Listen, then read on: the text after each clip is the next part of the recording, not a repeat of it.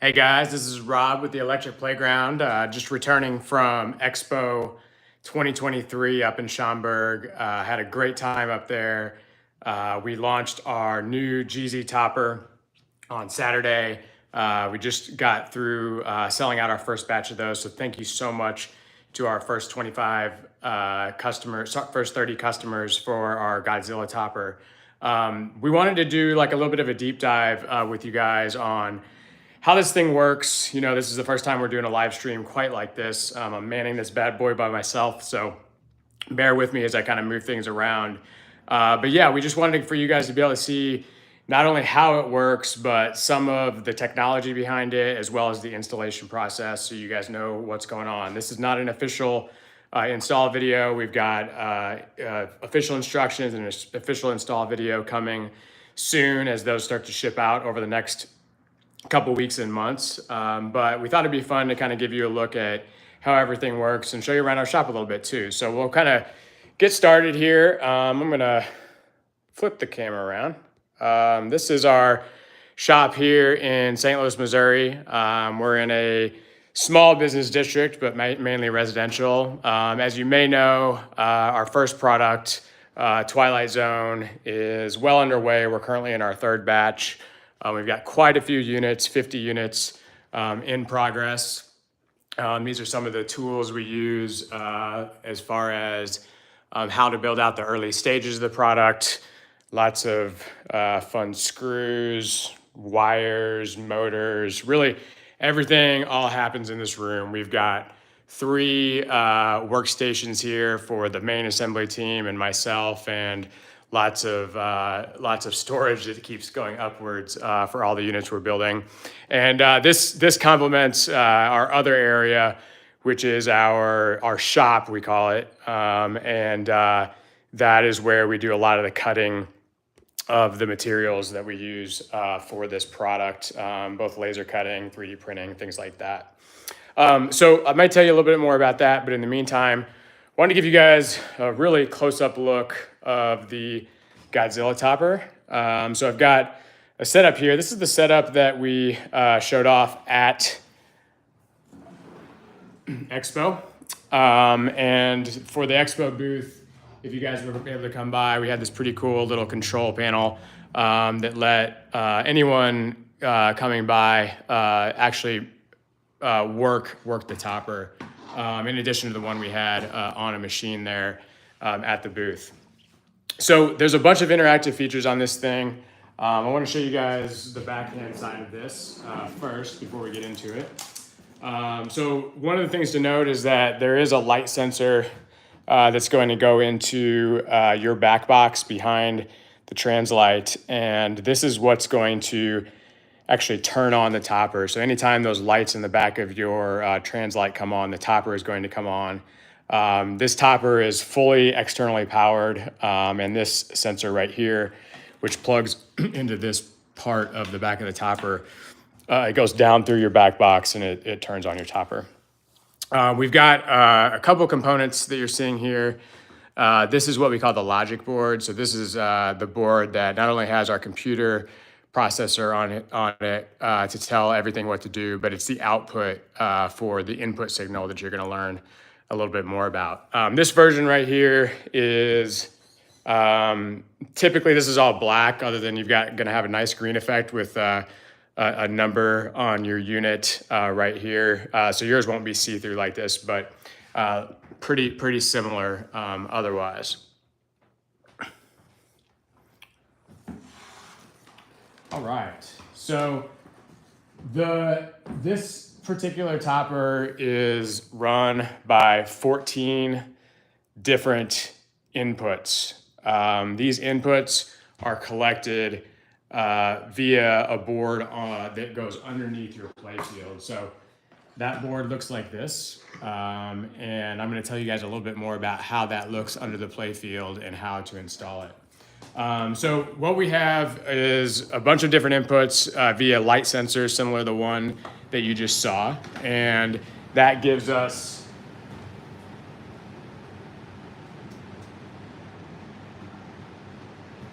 had to turn off the AC. That gives us control of a number of features. So the first one is that on this topper, in sync with the inserts in the middle of your play field, as these 4 inserts light for your monster monitors, those are going to light on the topper, as well as these 4 inserts for the cities. So the story of the Godzilla Topper or the Godzilla pinball machine is that you're Godzilla and you're essentially, navigating these 4 cities and creating destruction. And that's what that center area of the play field represents, and that's what the topper is going to reflect as you make that progress. So as you move through each city, you're always going to see that you are in Tokyo. And as you make progress through those monster monitors, those are going to light up.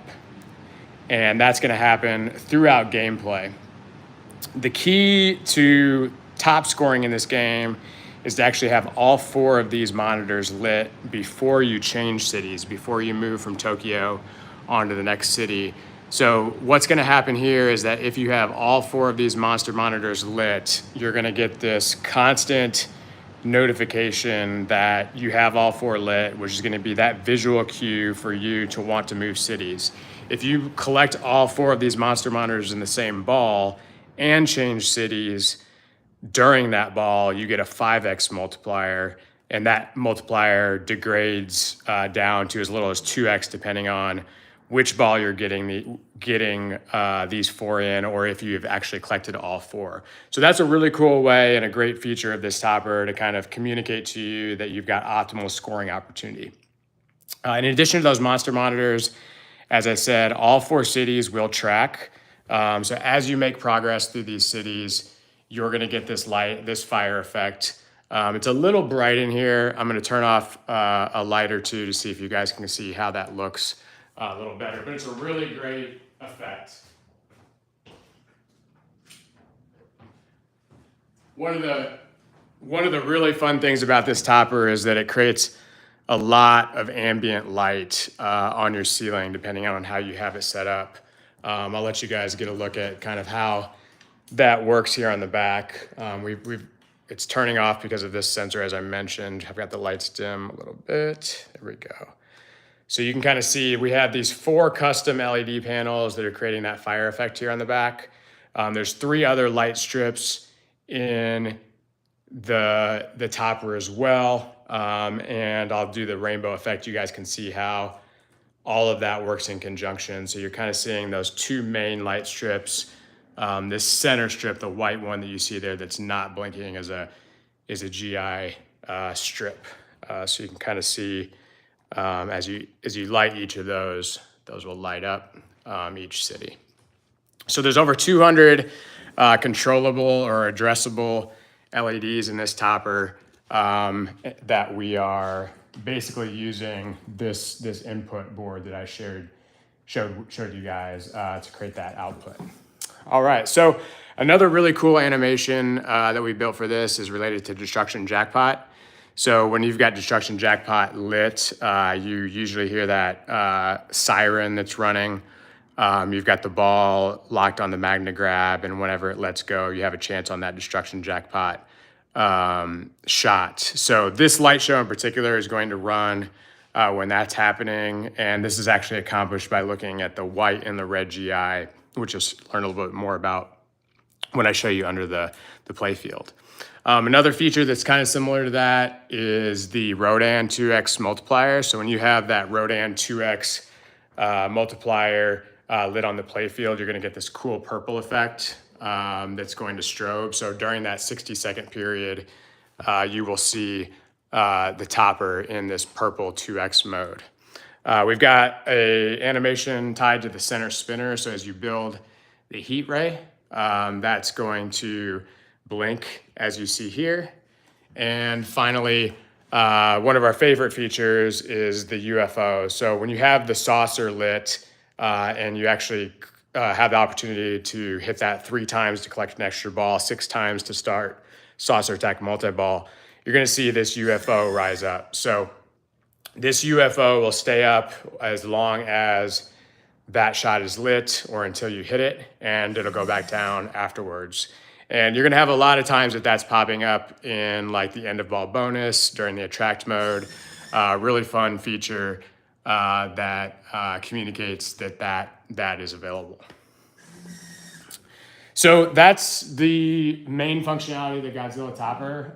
One of the things that is really special about this topper and the design behind this topper is that our board that sits under the playfield actually has 3 additional inputs. I believe 2 that we're going to be dedicating to add-ons, and 2 additional outputs, including a constant on output that is going to let you basically decide on other playfield inserts that you may want to light up for different reasons. For example, we're not currently doing anything with the Mothra lane save. When this is lit, you get your ball back. But if you wanted to, say, add something to the topper or even add something to your room to reflect that, say like under cab or back cab lighting, you could do that. So we're building out this topper as modular as, you know, this highly modded game warrants.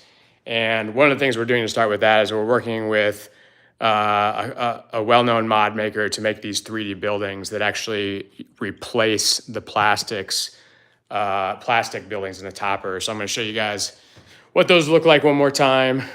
We've got these 4 buildings. They're each on with 2 screws. Those screws are easily removed. These posts can then be revealed. And if the mod is designed properly, or you've got a toy that you want to put some holes in, those can go here. So you're seeing the 4 buildings replaced for now. This area right here, see if I have a screwdriver. I do.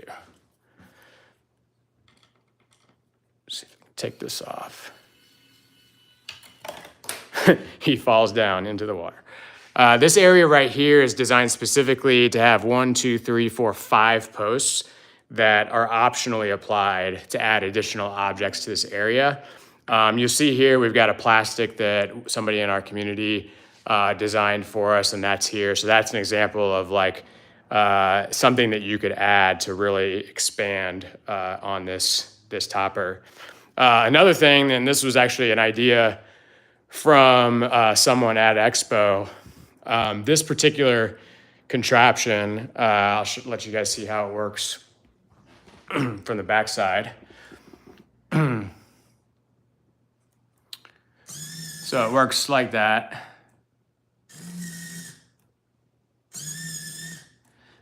This piece, I'll show you guys what it looks like by itself. Here it is right here. It's actually got a switch on the back. So if you did want to turn it off, this is an optional component. And the main reason it is optional is because your ceiling may not be quite tall enough for it. The standard height of this is 9.5 inches, but with the UFO, it goes up to 12. But you'll see here that the UFO is not on this piece, and that can be replaced with something else very easily.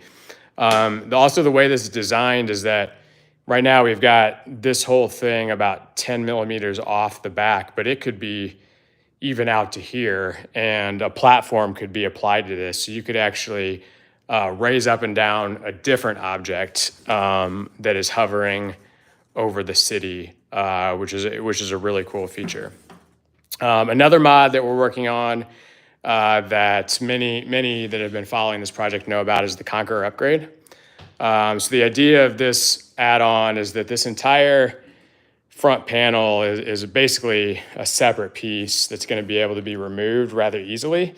There's 4 screws on the outside and then 2 that are hidden behind this panel. And the idea here is that we're going to be replacing that with this 3D console. So this is an early prototype. This is 3D printed. That's not the material that we plan on using. But effectively what's going to happen with this is that, camera troubles. There we go.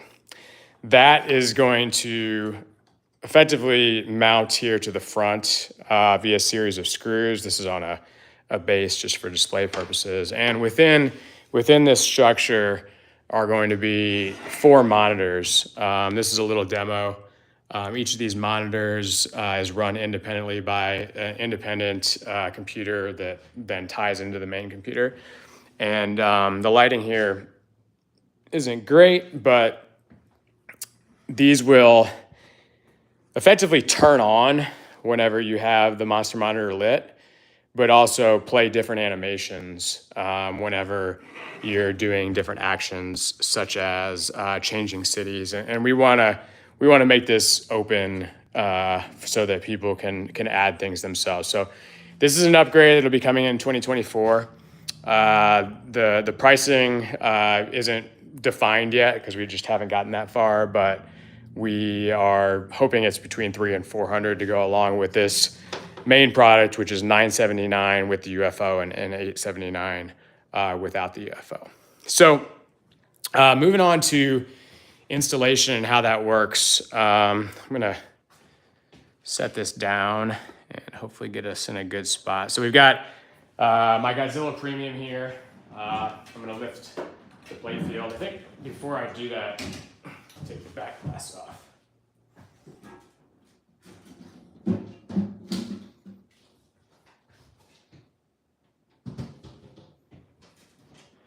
So installation is currently estimated at about 30 to 45 minutes. There's no soldering, there's no cutting of wires involved, but there is, you're gonna wanna take your time with this. So probably before you put on the topper, you're gonna wanna lift your playfield. Again, this is not the official install instructions, but should give you a good idea of how this is gonna work.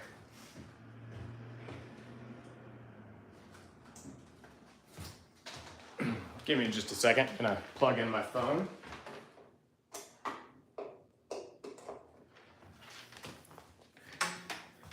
Getting there. All right, we're juiced. Ugh, didn't like that. Okay. Well, never mind. We'll hope for the best. All right, so this is the LED board for the center of the playfield, the area I was telling you about. And what we've built is this is gonna come with your topper. This panel slides underneath this board that you see here in the center playfield, and these sensors are basically picking up that light. So this is our node board. It connects to the topper with an RJ45 cable that you see plugged here directly in back. And this is pretty easy to get in, and this is 8 of the 14 sensors that are kind of all immediately set up for you. So the way this works from an installation perspective is this board, you don't actually have to remove these connectors, but we recommend that you do. They're pretty easy to get in and out. None of them are quite the same, so it's not like you're gonna put one back in the wrong spot. And then there are 4 1/4-inch nuts that is installed with. So I'm gonna go through the painful process for you of letting you watch me set this up. And I know this is important for a lot of people, so wanted to kind of share how this works for you. So again, this is all light sensors. There's no direct input into encrypted data channels. So this is not going to be a thing where it's going to stop working for you over time. So this is the board. And if you've never seen one of these, the LEDs are actually in the board. So unlike older machines, they're surface mounted on this PCB board, which is what this is called. So this is designed to basically slide behind it. So now we have this situation where all those little sensors are gonna pick up that light. Pretty simple, kind of like the opposite of a night light. So now this board goes back in, and the screws go back in. Just going to do 2 of them right now.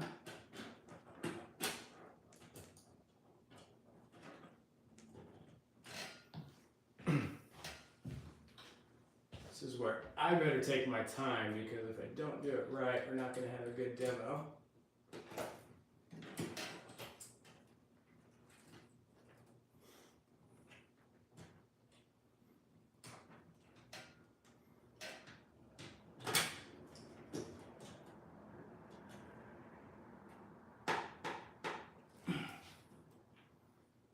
So there's 4 screws total. I'm just putting 2 of them in for now because it'll absolutely stay in place with 2. All right. So this node board, this green thing is ours. That sticks out sideways there. And then what you've got is you've got a couple more connections. So one, the cable that I've already got mounted, it goes down and under and up to the top of the pinball machine. That gets plugged into this guy right there. You're gonna have 3 of these. So these are called T-taps. If you used, or if you've ever installed our Twilight Zone topper, you've seen these. These are pretty unintrusive devices. What we're actually doing is we're going to be connecting to the white and the red and the GI and the spinner, and there's going to be a little graphic on there to show you exactly how to do that. What's happening with this is that it's actually, there's a light embedded inside this heat shrink here. And we have a similar sensor. You can kind of see that bulb right there at the bottom, and then the sensor at the top. We basically just slide those into the heat shrink and then heat shrink that. So what that's doing is it's actually illuminating that one LED, but it's telling our board that that LED is on via the sensor without actually connecting your machine to our topper or vice versa. And the reason we need that for the white and the red GI, as well as the center spinner down here, is that there's so much light in that area that we can't tell which one is on. So that's a critical factor. So you're gonna go see me now reconnect all the wires to the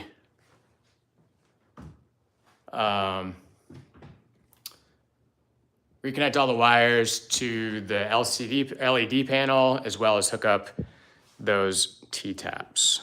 So let's do that as efficiently as possible. We got a really big one, it goes on the side. A small one that goes up top.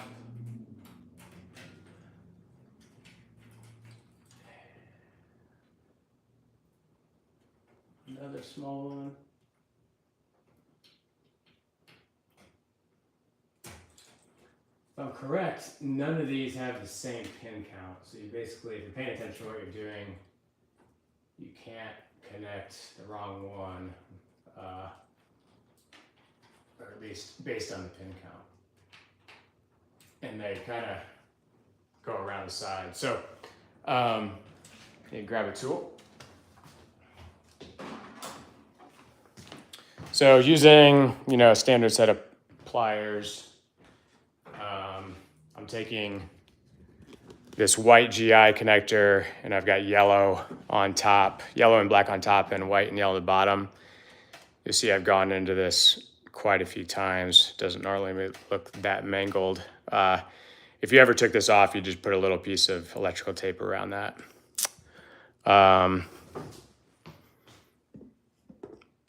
So I'm gonna do the white and the red and show you what that looks like. So this one is yellow on top, white on bottom. Clamp that down, kind of snaps whenever you get it in place. And then I'll do the red, and this one is yellow on top, red on bottom. There's just 2 little channels that each wire kind of slide into in a parallel fashion, and then you clamp it down. All right, so that's kind of the deal there. As I mentioned, the spinner, there's a lot of light in there. That's where the spinner light is. So this one has to be connected in a separate spot. So I'm going to connect that. This one is red on top, orange on bottom.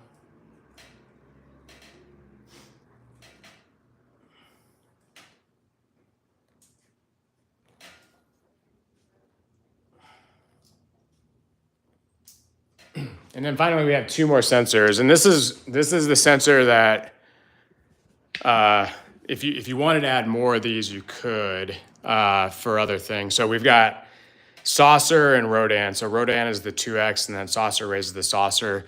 You'll see on this board here, there's a couple open ports. These ones go back there. So with these guys, we've got a small little mount that we did and a little bit of sticky tape. And this one goes behind this board right here relative to the inserts. Not gonna be able to say that right away. But basically the saucer insert and the Rodan insert. So I'm gonna grab those two and put those in for you real quick and let you see what that looks like.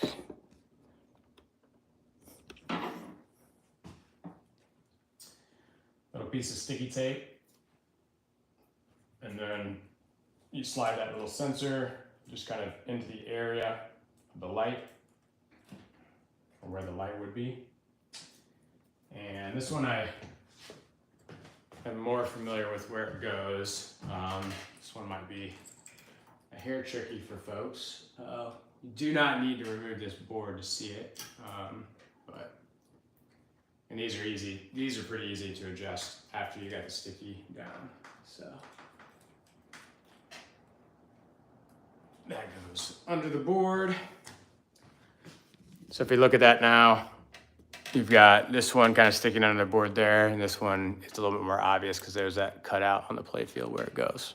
All right, so that's now done. As I mentioned, there was this Ethernet Cat5 cable that I had previously kind of run through and zipped all that up. I'm gonna move camera up to here. It's in a good spot to show you this next step.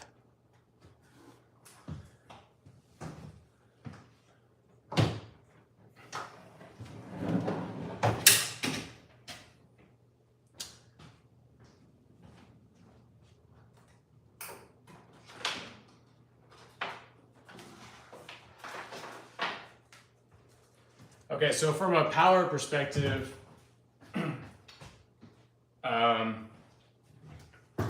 basically the power adapter goes into the back of the play field, so that feeds down here from the top, and you're just plugging that into the service port. So if I open up the speaker panel, you'll see here's the power adapter, and that's plugged into the service port. If you've got like pin stadiums or something there, you could split that off, or if you really wanted to, you could just plug it in somewhere else. It doesn't have to be into that port. That port isn't controlled by the machine on and off, so we can't rely on that to turn the topper on and off, unfortunately. So.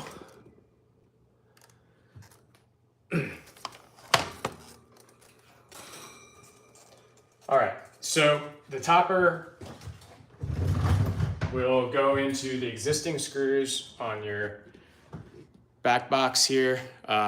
This one, that one, and then those two that are out is where it goes. So it actually hits 4 different screws. So definitely it uses the existing screws and it goes in pretty nicely. I'm gonna set that up here. And it'll sit, it actually slides into the spot where some other screws are kind of nicely. And then those 4 screws go in. So you've got it kind of slides on there nice. This is the sensor I mentioned that turns on, so this will go back down through the hole. And then we're gonna plug our Cat5 cable and our power in. and then go down with the sensor.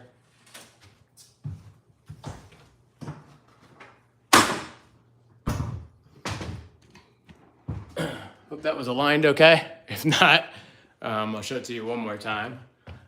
You've got your power cable and your Cat 5 that came out of this hole right there.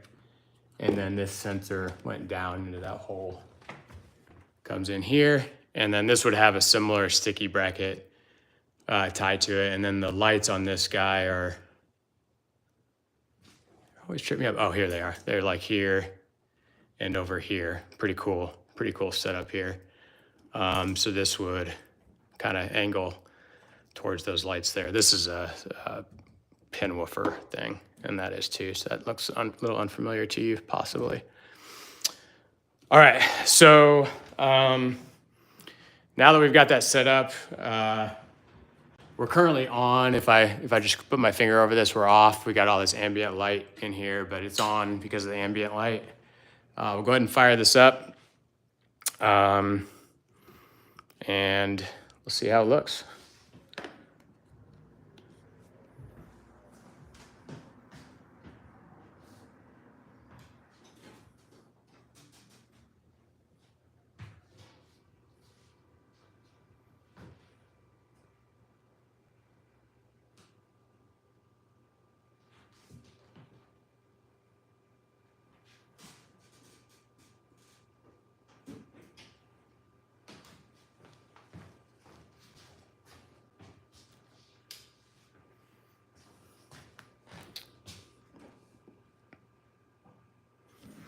All right, so now you're seeing those lights that illuminate the back box. That sensor just needs to be in the general proximity of that.